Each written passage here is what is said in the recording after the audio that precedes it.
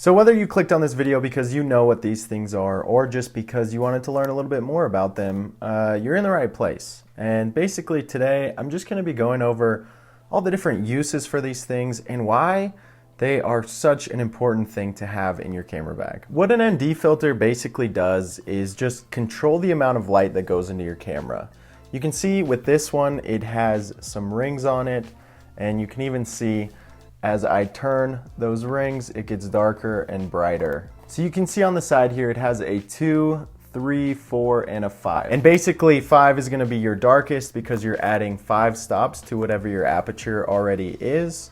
And 2 is gonna be the lightest because you're only adding 2 stops to your current aperture. So if I have my aperture at 2.8 and I put on an ND filter at the 2 spot, it basically is just like my aperture is 4.8. So that's pretty much just like super basic what an ND filter is. And so the reason you would want to use an ND filter is so you're not overexposing the image when you'd want to do some longer exposure type photos. For example, I used my ND filter on a recent trip to Hawaii, and at 2 p.m. when the sun was brightest, I was able to get some really cool like smooth water shots. And I was able to do this because I was shooting at a 2-second shutter speed and it wasn't gonna be overexposed because I was using the 5 on my ND filter. So basically I was adding 5 stops to an already pretty high aperture that I was setting for my camera. Another reason to use an ND filter is to basically get a shallow depth of field without having to overexpose your image. So on a bright sunny day, you might be shooting and the background might just be way too bright with that 2.8 aperture.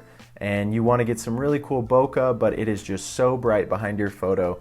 You have no choice but to just increase your aperture and make your depth of field a lot less shallow. So the ND filter just allows you to get the right exposure and be able to achieve the really cool bokeh effect that a lot of photographers look for nowadays. In filmmaking, ND filters are almost a must because it allows you to keep the same shutter speed while you're shooting. So you're able to control the light a lot better without having to bump up your shutter speed to something insane like 1/1000 when shooting video, which can create some really choppy footage. And the last thing we're gonna talk about is ND filters can actually help you control motion blur. So an ND filter will allow you to take way longer exposures, and therefore you're able to capture a lot more movement in different subjects. So if you take a picture of the clouds and do a 30-second exposure, you're gonna get 30 seconds of those clouds moving.